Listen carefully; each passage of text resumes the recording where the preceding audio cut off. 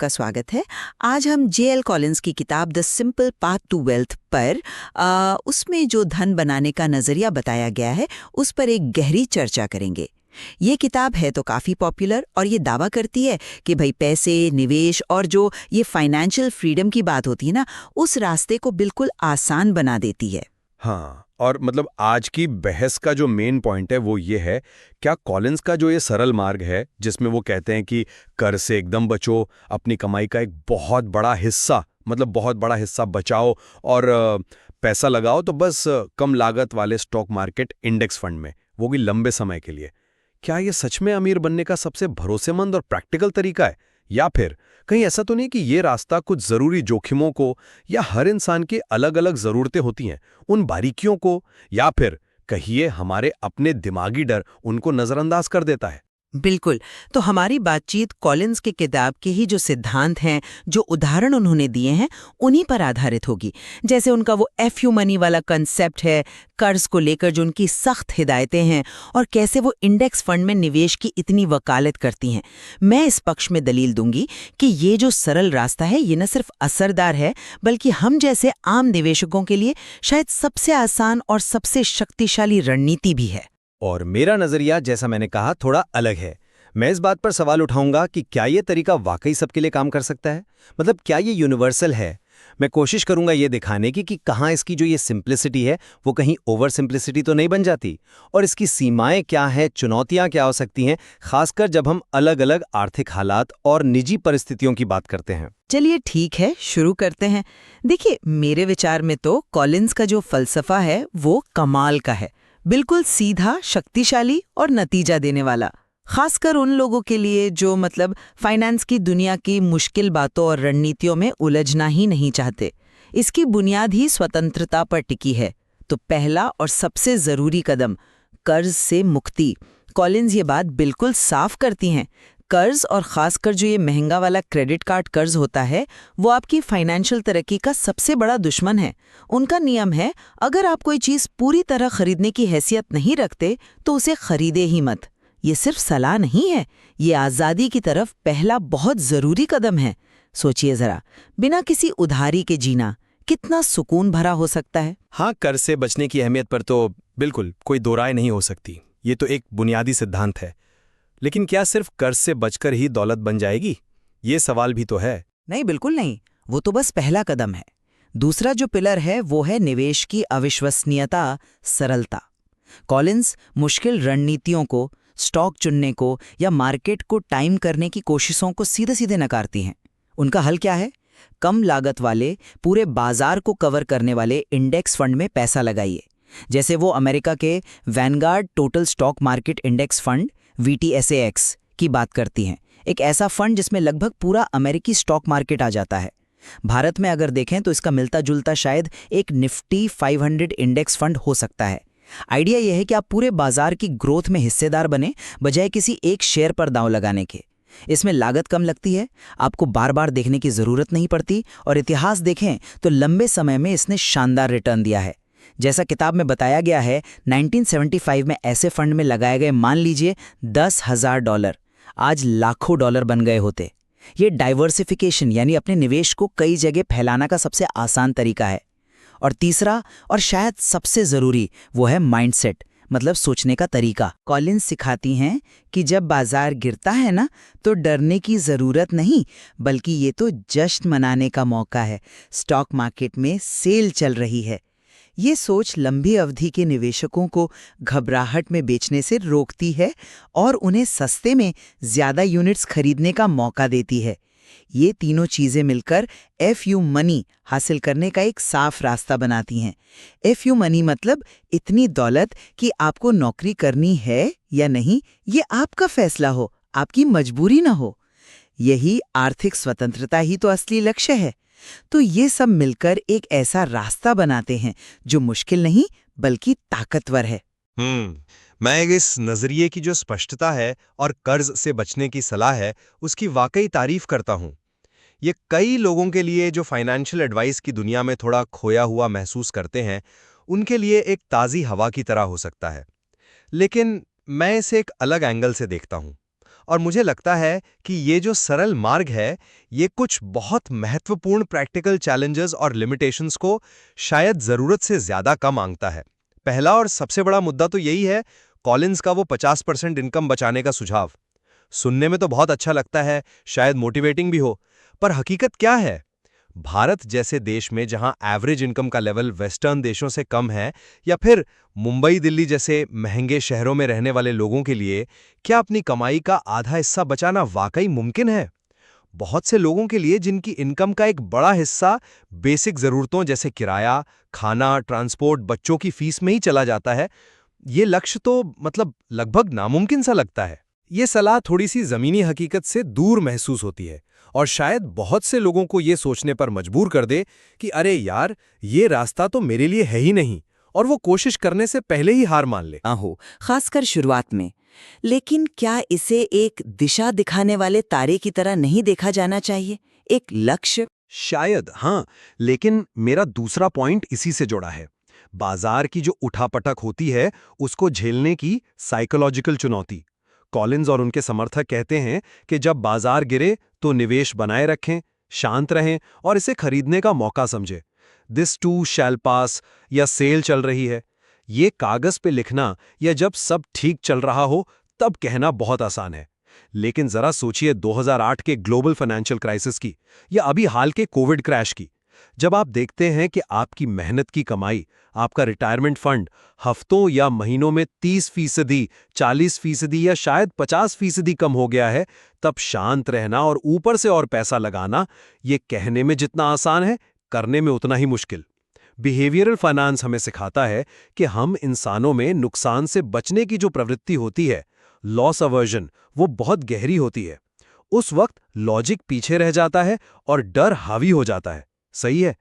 इस रणनीति पर टिके रहने के लिए एक एक्स्ट्रा ऑर्डिनरी इमोशनल डिसिप्लिन और शायद थोड़ी खुशकिस्मती भी चाहिए कि आपको उस वक्त पैसों की जरूरत ना पड़े, जो हर किसी के पास नहीं होती। तीसरा, क्या पूरी तरह से सिर्फ एक ही तरह के एसेट पर, यानी स्टॉक मार्केट इंडेक्स फंड जैसे VTSA, X या निफ्टी 500 पर निर्भर रहना ही काफी डाइवर्सिफिकेशन है, खासकर जब आप रिटायरमेंट के नजदीक पहुंच रहे हों या रिटायर हो चुके हों?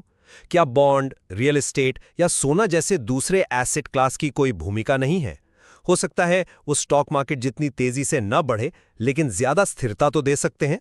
और आखिर में, रिटायरमेंट के लिए वो 25x नियम, अपनी सालाना जरूरतों का 25 गुना बचाना और उससे जुड़ी 4% सेफ विड्रॉल रेट SWR, ये नियम मोटे तौर पर अमेरिकी बाजार के रिटर्न पर आधारित है। क्या हम ये मान सकते हैं कि भविष्य में भी रिटर्न वैसा ही रहेगा? क्या बढ़ती महंगाई और लंबी होती जिंदगी के दौर में 4% निकालना हमेशा सेफ रहेगा? ये थोड़ा ज्यादा ही आशावादी लगता है। क्या ये एक साइज सबके लिए फिट वाला नजरिया व्यक्तिगत रिस्क टॉलरेंस, अलग-अलग फाइनेंशियल गोल्स जैसे बच्चों की पढ़ाई, घर खरीदना और जिंदगी की अचानक आने वाली घटनाएं जैसे बीमारी, नौकरी छूटना के लिए काफी लचीलापन देता है? मुझे इसमें थोड़ा संदेह है। आपने सरलता पर सवाल उठाया, इसे अति सरलीकरण कहा। लेकिन मैं ये कहूंगी कि फिनेंस की दुनिया में अक्सर जटिलता ही निवेशक की दुश्मन होती है। सलाहकार मोटी फीस लेते हैं, म्यूचुअल फंड के इतने सारे प्रकार हैं कि समझ ही नहीं आता, रोज नए नए निवेश के तरीके आ जाते हैं जो पल्ले ही नहीं पड़ते। नतीजा, निवेशक या तो डर कर कुछ करता ही नहीं या फिर गलत महंगे प्रोडक्ट्स में फंस जाता है। कॉलिंस की सरलता इसी कंफ्यूजन के जाल को काटती है। ये निवेशक को कंट्रोल वापस देती है। कर से बचो, जितना बचा सकते हो बचाओ और बाकी को एक सस्ते पूरे मार्केट वाले इंडेक्स फंड में डाल दो। ये समझना आसान है, लागू करना आसान है। इसमें रोज-रोज विश्लेषण करने या लगातार खबरों पर नज़र रखने की ज़रूरत नहीं। इसमें ताकत है, क्योंकि ये आम आदमी को बिना किसी महंगे बिचौलिए के अपना भविष्य खुद बनाने में सक्षम बनाता है। ये सशक्तिकरण नहीं है तो और क्या है ना? सशक्तिकरण जरूर है, मैं इससे बिल्कुल इनकार नहीं कर रहा। लेकिन क्या ये सरलता कुछ जरूरी चीजों को नजरअंदाज करने की कीमत पर आती है? जिंदगी की फाइनेंशियल प्लानिंग सिर्फ पैसा जमा करना तो नहीं है ना। हमें टैक्स प्लानिंग के बारे में सोचना होता है। मतलब हम अपने निवेश पर लगने वाले टैक्स को कैसे कम कर सकते हैं। क्या सिर्फ एक इंडेक्स फंड हमेशा टैक्स के लिहाज से सबसे अच्छा तरीका है, खासकर भारत जैसे देश में जहां अलग अलग निवेशों पर अलग अलग टैक्स नियम हैं? हमें एस्टेट प्लानिंग के बारे में सोचना होता है। यानी हमारे बाद हमारी संपत्ति का क्या होगा? क्या कॉलिंस का मॉडल इन चीज़ों पर काफ़ी ध्यान देता है? फिर खास जिंदगी के लक्ष्य होते हैं। बच्चों की पढ़ाई के लिए पैसा कब और कैसे सुरक्षित रखें? घर खरीदने के लिए डाउन पेमेंट कैसे जमा करें? क्या इन लक्ष्यों के लिए भी सिर्फ VTSAX या निफ्टी 500 जैसा इक्विटी फंड ही सही रणनीति है, जिसमें कम समय में काफ़ी उतार चढ़ाव हो सकता है? ये जो अति सरलीकरण है, ये कुछ लोगों के लिए जोखिम भरा हो सकता है, क्योंकि वो इन ज़रूरी फाइनेंशियल चीज़ों को शायद नज़रअंदाज कर दें, ये सोचकर कि भाई सरल मार्ग ही काफ़ी है। आपने निवेशक के व्यवहार और बाजार की अस्थिरता की बात की। ये बात सच है कि गिरावट में शांत रहना मुश्किल है, लेकिन कॉलिंस का पूरा दर्शन ही लॉन्ग टर्म सोच पर आधारित है। वो शॉर्ट टर्म के शोर मतलब रोज की खबरें, बाजार के उतार चढ़ाव को अनदेखा करने की सलाह देती हैं। इंडेक्स फंड में निवेश करके आप किसी एक कंपनी की किस्मत पर दांव नहीं लगा रहे, आप तो पूरी अर्थव्यवस्था की तरक्की में हिस्सेदार बन रहे हैं। गिरावट को अवसर के रूप में देखना ये एक माइंडसेट है जिसे डेवलप करना पड़ता है। ये ठीक वैसा है जैसे तूफान में नाव चलाने वाला जानता है कि तूफान गुजर जाएगा और उसे अपना रास्ता बनाए रखना है। कॉलिंस ये नहीं कहती कि यह भावनात्मक रूप से आसान है, लेकिन वो ये जरूर कहती हैं कि यह सरल और लॉजिकली सही रणनीति है। अनुशासन जरूरी है और ये रणनीति उसी अनुशासन को इनाम देती है जो भावनाओं में बहकर गलत फैसले लेने से बचाता है। ये कहना कि ये सबके लिए मुश्किल है शायद सच हो, लेकिन ये इस रास्ते की इफेक्टिवनेस को कम नहीं करता। जो टिके रहते हैं वही लंबी अवधि में फायदा कमाते हैं। मैं मानता हूं कि लंबी अवधि की सोच जरूरी है, लेकिन हम मशीन की तरह तो बिहेव नहीं करते। जैसा हमने अभी बात की, बिहेवियरल फाइनेंस हमें सिखाता है कि डर और लालच हमारे फैसलों पर गहरा असर डालते हैं। मार्केट को टाइम करने की कोशिश मत करो, ये सलाह सुनने में बहुत अच्छी लगती है, लेकिन जब बाजार तेजी से गिर रहा हो तो बहुत से लंबी अवधि के निवेशक भी घबराकर बेचने लगते हैं, ये सोचकर के इस बार मामला अलग है। और अक्सर वो सबसे निचले स्तर पर बेचकर अपने टेम्पररी नुकसान को परमानेंट बना लेते हैं। फिर जब बाजार वापस चढ़ना शुरू होता है तो वो किनारे बैठकर देखते रहते हैं, दोबारा पैसा लगाने से डरते हैं। कॉलिंस की रणनीति थ्योरी में मजबूत हो सकती है, लेकिन ये उस साइकोलॉजिकल गैप को भरने के लिए शायद काफी गाइडेंस नहीं देती जो थ्योरी और प्रैक्टिकल व्यवहार के बीच है। शायद इसके साथ कुछ और रणनीतियों की जरूरत हो सकती है, जैसे धीरे धीरे निवेश बढ़ाना या SIP या कुछ हद तक रिस्क कम करने वाले उपाय, जिन्हें ये अति सरल रास्ता शायद कम महत्व देता है। बचत दर की व्यवहारिकता पर लौटते हैं। जैसा मैंने पहले कहा, 50% एक महत्वाकांक्षी लक्ष्य है, लेकिन ये फाइनेंशियल फ्रीडम की गणित को दिखाता है। आप जितना ज्यादा बचाते हैं, उतनी ही जल्दी आप काम करने की मजबूरी से आजाद हो सकते हैं। अगर आप 10% बचाते हैं तो आपको शायद काम करने के लिए बहुत लंबा इंतजार करना होगा। अगर आप 50% बचाते हैं तो शायद 15-17 साल में आप आज़ाद हो सकते हैं। अगर आप 70% बचाते हैं तो और भी जल्दी। मेन मैसेज उस प्रतिशत से ज़्यादा उस सोच का है। अपने खर्चों के प्रति जागरूक होना, फिजूल खर्ची से बचना और बचत को प्राथमिकता देना। इसे एक चैलेंज के रूप में देखें, एक प्रेरणा के रूप में। अगर 50% मुमकिन नहीं तो 20% से शुरू करें, फिर 25% का लक्ष्य रखें। यह आदत बनाने और अपनी प्राथमिकताओं को बदलने के बारे में है। यह लोगों को अपने जीने के तरीके पर सवाल उठाने और अनुशासन लाने के लिए प्रेरित करता है। मैं इस बात से सहमत हूं कि ये एक माइंडसेट बदलने की बात है और बचत को प्राथमिकता देना जरूरी है। लेकिन मेरा तर्क ये है कि 50% जैसा बहुत ज्यादा महत्वाकांक्षी लक्ष्य सेट करने से उल्टा असर पड़ सकता है। ये कई लोगों को इतना अव्यावहारिक लग सकता है कि वो इसे पूरी तरह से खारिज कर दें। उन्हें लग सकता है कि ये खेल तो अमीरों के लिए है या उन लोगों के लिए जिनकी कोई पारिवारिक जिम्मेदारी नहीं है। जिंदगी की हकीकतें, घर का किराया या EMI, बच्चों की स्कूल फीस, हेल्थ के खर्चे, माता पिता की देखभाल अक्सर इतनी गुंजाइश नहीं छोड़ती। शायद एक ज्यादा यथार्थवादी, धीरे धीरे बढ़ने वाला लक्ष्य, जैसे इनकम का 15% से शुरू करके हर साल 1% बढ़ाना, ज्यादा टिकाऊ और कम हतोत्साहित करने वाला हो सकता है। सफलता की छोटी छोटी सीढ़ियां चढ़ना एक बड़ी छलांग लगाने की कोशिश में गिरने से शायद बेहतर हो। आखिर में निवेश रणनीति और डाइवर्सिफिकेशन की बात। आपकी चिंता जायज है कि क्या सिर्फ इक्विटी इंडेक्स फंड ही काफी है, खासकर रिटायरमेंट के नजदीक। लेकिन यहां फिर से कॉलिंस का फोकस वेल्थ बनाने वाले चरण, एक्यूमुलेशन फेज पर है। जब आपके पास दशकों का समय होता है बाजार के उतार चढ़ाव को झेलने का। इस स्टेज में ग्रोथ सबसे जरूरी है। और इतिहास देखें तो इक्विटी ने ही लंबी अवधि में सबसे अच्छा प्रदर्शन किया है। VTSAX या निफ्टी 500 जैसे पूरे बाजार वाले इंडेक्स फंड में हजारों कंपनियां शामिल होती हैं। इसलिए ये स्टॉक के लेवल पर तो बहुत ज्यादा डाइवर्सिफाइड है। आप किसी एक कंपनी के डूबने से बर्बाद नहीं होंगे। हाँ, ये सच है कि रिटायरमेंट के करीब आने पर या उसके दौरान रिस्क कम करने के लिए रणनीति में बदलाव की जरूरत हो सकती है। शायद बॉन्ड या दूसरे फिक्स्ड इनकम वाले निवेशों का हिस्सा बढ़ाना पड़े। कॉलिंस भी इस एडजस्टमेंट की बात करती हैं, हालांकि उनका झुकाव हमेशा इक्विटी की तरफ थोड़ा ज्यादा रहता है। लेकिन मूल सिद्धांत कम लागत, व्यापक डाइवर्सिफिकेशन, खरीदो और होल्ड करो, वो बना रहता है। मुश्किल एसेट एलोकेशन रणनीतियां अक्सर ज्यादा फीस और कम रिटर्न का कारण बनती हैं। सरलता यहाँ भी मेरे हिसाब से जीतती है। लेकिन क्या वो समायोजन जो रिटायरमेंट के पास जरूरी है, वो सरल मार्ग के मूल विचार के साथ पूरी तरह फिट बैठता है? रिटायरमेंट में सबसे बड़ा खतरा होता है सीक्वेंस ऑफ रिटर्न रिस्क, यानी अगर आपके रिटायरमेंट के शुरुआती सालों में ही बाजार में बड़ी गिरावट आ जाए तो पैसा निकालने से आपकी जमा पूंजी बहुत तेजी से घट सकती है, भले ही लंबे समय में बाजार वापस ऊपर आ जाए। सिर्फ इक्विटी पर निर्भर रहना इस खतरे को बढ़ाता है।